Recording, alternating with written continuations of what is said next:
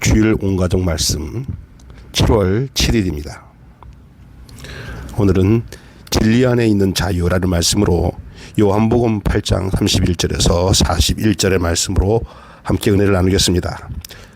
종교적인 자존심이 가장 강한 사람들이 누구일까요? 둘째가라면 서러운 민족이 바로 유대인일 것입니다. 유대인들은 다른 신앙을 인정하지 않습니다. 이런 사람들이 예수님을 하나님으로 인정하고 메시아로 인정하였다면 그것은 대단한 일입니다. 엄청난 기적을 보고서도 믿지 않았던 자들이 예수님의 말씀을 받아들인다면 혁명적인 변화입니다. 그런데 오늘 본문을 보니 예수님은 그렇게 환영하지 않습니다. 너희들은 믿는다고 하지만 내 말에 거하지 않기 때문에 내 제자가 아니다. 너희는 진리가 자유롭게 하는 은혜가 무엇인지 아직도 모르고 있다라고 냉정하게 반응하십니다. 이것은 유대인들에게는 엄청난 도전입니다. 유대인들은 입으로 믿는다고 고백했지만 그 믿음이 순수하지 못하다는 것을 예수님이 간파하신 것입니다. 그럼 예수님이 바라시는 반응은 무엇일까요? 먼저 자유로지 못한 자들입니다. 어떤 사람들이죠? 유대인들을 말하는 거죠. 예수님은 유대인들에게 진리를 알지니 진리가 너희를 자유케 하리라고 32절에 말씀하셨습니다. 예수님이 말씀하신 자유가 무엇일까요? 보통 자유는 신체적인 자유나 신분상의 자유를 의미합니다. 그러나 예수님이 지금 유대인들에게 말씀하시는 자유는 진리를 알므로 죄에서 해방되어 얻는 자유를 의미합니다. 유대인들이 목숨 걸고 고소한 것이 있었습니다. 그것은 자신들이 아브라함의 자손이라는 사실입니다. 그들은 스스로 신앙적으로 자유롭다고 생각했습니다. 애굽 땅이나 바벨론 포로로 잡혀 있을 때에도 그들은 아브라함의 자손이라는 신념을 붙잡았습니다. 로마 황제의 통치 아래 있어서도 하나님께서 예배하는 자유를 그들은 지켜냈습니다. 신앙의 자유를 고수하려는 열심만은 누구에게서든지 인정받고 있었습니다. 그런데도 예수님은 그들이 아직 참 제자가 아니다. 그렇게 말씀하시고 진리를 모르는 그리고 영적으로 해방되지 못한 노예라고 하십니다. 오늘 34절 말씀 보십시오. 예수님이 문제 삼고 있는 것이 무엇일까요? 그렇습니다. 스스로 종교적인 열정을 가지고 있고 철저하게 형식적으로 철저하다 하더라도 근본적으로 죄의 문제로부터 해방되지 않으면 자유인이 아니라는 것입니다.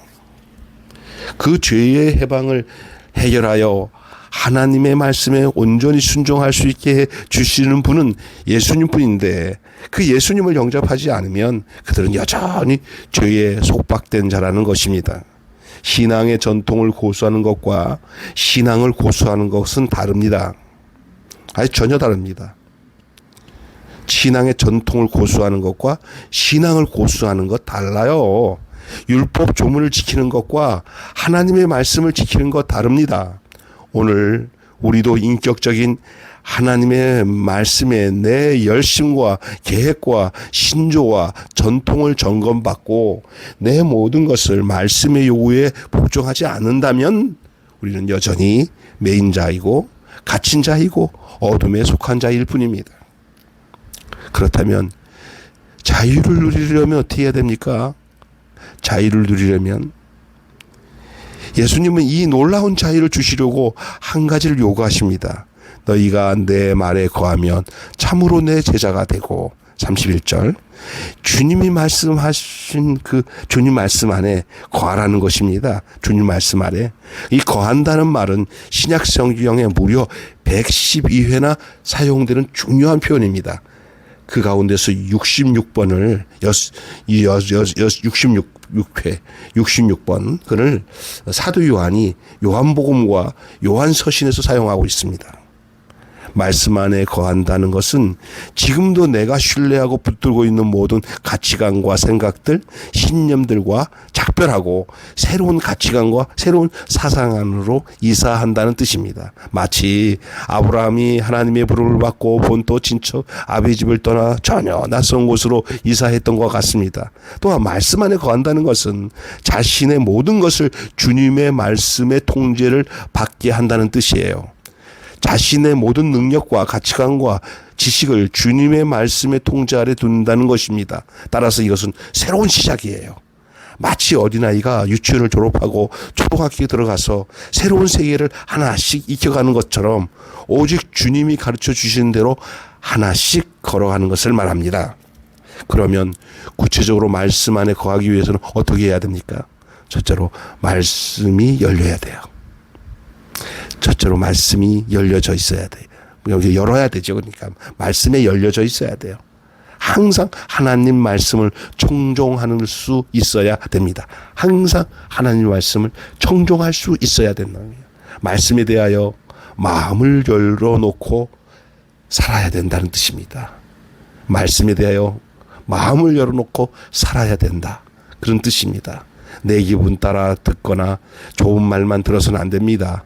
두 번째로는 말씀에 끌려 배워야 합니다. 배운다는 말과 끌린다는 말은 하나입니다.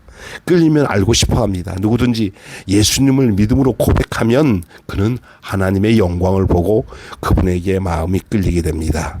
참 믿음을 가진 사람은 예수님을 더 알고 싶어 하고 좀 더 가까이 하고 싶어 하고 그렇습니다. 세 번째로는 말씀을 즐거워하고 순종해야 됩니다. 말씀을 마음에 담고 묵상하고 즐거워하는 신자의 모습이 곳곳에 등장합니다. 시편 1편 1절부터 2절 보면은 나오죠. 묵상하는 사람 즐거워하며 주의 율법을 즐거워하며 그것을 주야로 묵상하는 자로다. 시편 119편 13절 또 162절 찾아보시면 계속 다 말씀을 즐거워하고 기뻐한다 그렇게 표현하고 있습니다. 내 속에 살아 움직이는 하나님 말씀을 즐거워하고 묵상하면 나도 모르게 예수 그리스도의 품에 안겨 사는 사람이 됩니다.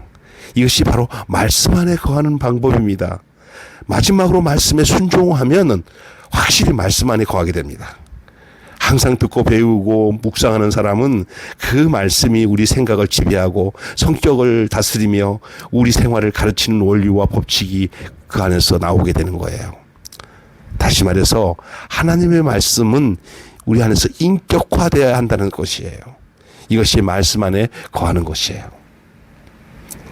주님이 너희가 내 안에 거하라. 그것이 말씀 안에 거하는 거예요. 우리는 이미 이 세상에 대하여 익숙합니다. 그래서 주님 말씀으로 모든 것을 해석하고 통제하는 것이 매우 어려워요. 세상에 익숙하기 때문에. 그래서 주님 말씀의 경계선에서 들락날락거리는 거예요.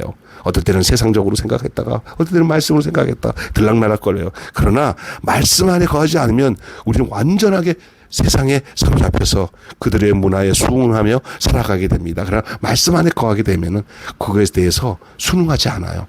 그리고 새로운 방식과 가치관으로 살려는 욕망과 마음이 우리 안에서 성령의 은혜로 나타나게 되어서 좀 갈등은 있지만 결국 말씀 따라 살게 되죠.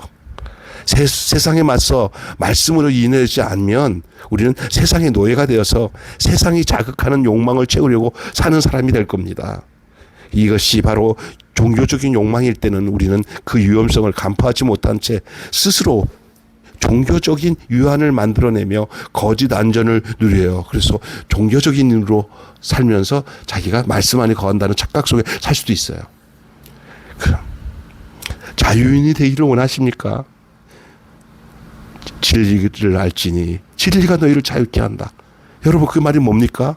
말씀에 순종하라는 말입니다. 항상 귀를 기울이고 항상 배우고 묵상하면서 그 말씀이 따르는 대로 그 말씀에 의하여 따르고 순종하면은 하나님의 아들 예수 그리스도께서 주신 진리가 우리를 자유케 하는 것을 체험하게 될 것입니다.